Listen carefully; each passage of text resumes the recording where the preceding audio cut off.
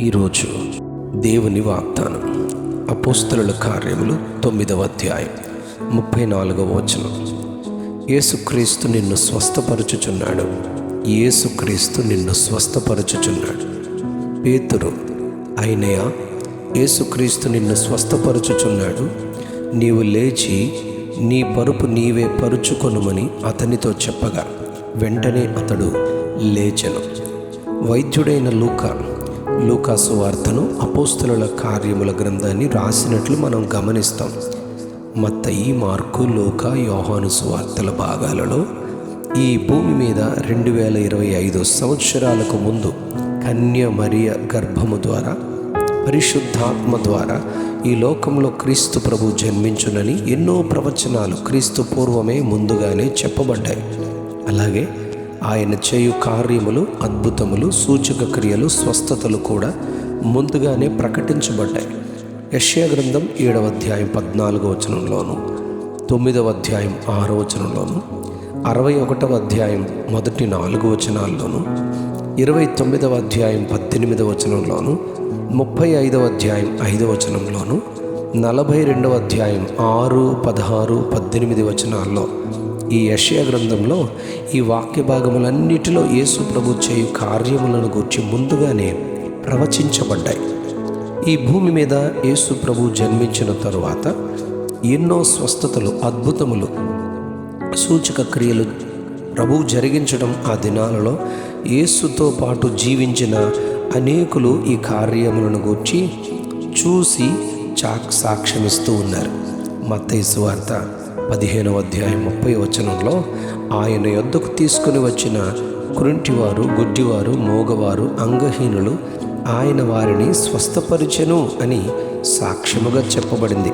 మత్తయి సువార్త 15వ అధ్యాయం 31వ వచనంలో, 20వ అధ్యాయం 30వ వచనంలో, 21:14లో మనం ఆయన స్వస్థపరిచినట్లుగా వాక్యంలో గమనిస్తాం. యేసుక్రీస్తు ప్రభువును ఆ దినాల్లో జీవించే ప్రధాన యాజకులు, పెద్దలు ఆయనను సిలువ వేసి శ్రమపరిచి నిందలు మోపి ఆయనను చంపినట్లుగా గ్రంథంలో చదువుతాం.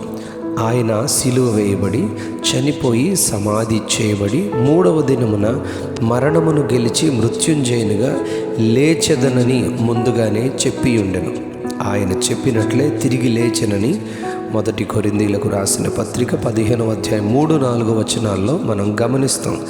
యేసుక్రీస్తు ప్రభు తాను నియమించిన 12 మంది శిష్యులతో, నా యందు విశ్వాసముంచిన మీరు నాకంటే శక్తి కార్యములు చేస్తారని ఆయన యందు విశ్వాసముంచు వారి కొరకు ముందుగానే చెప్పి ఉండెను. మేడగదిలో 120 మంది పరిశుద్ధాత్మను పొందిన తరువాత ఆ శిష్యులు వారు యెరూషలేములో, యూదయ, సమరయ దేశముల యందంతటా ఎన్నో అద్భుతములు, స్వస్థతలు జరిగించినట్లు మనం గ్రంథంలో గమనిస్తాం.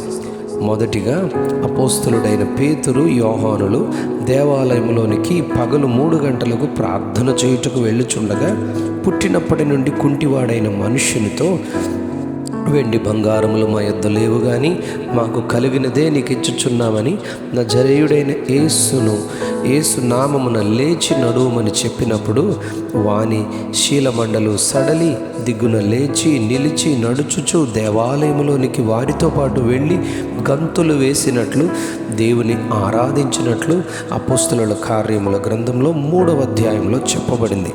ఈ స్వస్థత జరిగిన తర్వాత అక్కడ జీవించే ప్రజలు పేతురు, యోహానులను ఈ స్వస్థతలు ఎలా మీరు చేశారు, ఎలా జరిగింది ఈ కార్యము అని అడిగినప్పుడు, మీరు సిలువ వేసి చంపిన, సమాధి చేసిన యేసు తిరిగి లేచారే, ఆ యేసుక్రీస్తే, ఆయన నామముననే వీడు నడుచుచున్నాడని చెప్పారు. ఆ దినాలలో నమ్మనిది ప్రభువైన యేసుక్రీస్తునే కనుక అపోస్తలులు ఈ స్వస్థతలకు కారణం, మూలం యేసుక్రీస్తే అని గట్టిగా ప్రకటించారు. ఈ వాక్య మూలము యేసుక్రీస్తే, ఈ కార్యము యేసుక్రీస్తే జరిగించారని వారు ప్రకటించారు.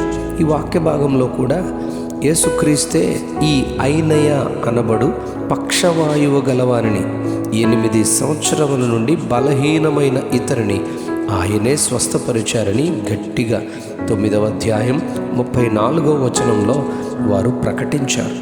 ఇక్కడే ఈ అధ్యాయంలోనే 9వ అధ్యాయం 36 నుంచి 41వ వచనంలో సత్క్రియలు ధర్మకార్యాలు చేసిన దొర్కాను ఆమె కాయిలాగా పడి చనిపోగా పేతురును పిలిపించి ఆమె చేసిన కార్యాలను గూర్చి చెప్పి బాగుపరచాలి, స్వస్థపరచాలి అని అడిగినప్పుడు పేతురు మోకరించి ప్రార్థన చేసి ఆమె వైపు చూచి తబితా లెమ్మనగా ఆమె బ్రతికినట్లు వారికి ఆమెను అప్పగించినట్లు చదువుతాం. ఈ కార్యాలకు మూలం ఆధారం ఆయన యందు యేసుక్రీస్తునందు వారికున్న విశ్వాసమని, ఈ కార్యాలన్నీ యేసుక్రీస్తే జరిగించెను, స్వస్థపరిచెను అని వారు ప్రకటించారు. అవును, ఆయన వాగ్దానం చేసినట్లుగా నిన్ను స్వస్థపరచు యెహోవాను నేనే, ఆయన పొందిన దెబ్బల చేత మీరు స్వస్థత నొందితిరి అని చెప్పబడిన ప్రవచనం ప్రకారంగా యేసుక్రీస్తు నిన్ను స్వస్థపరిచినని ఆ పక్షవాయువు గల వానితో పేతురు చెప్పారు. ఈ రోజున కూడా యేసు సజీవుడు, నిన్ను స్వస్థపరచువాడు అని నమ్మగలిగితే ఆయన ఇప్పుడును స్వస్థపరచును. Amen, amen, amen. యేసుక్రీస్తు నిన్ను స్వస్థపరచుచున్నాడు. యేసుక్రీస్తు నిన్ను స్వస్థపరిచెను. ఆమెన్.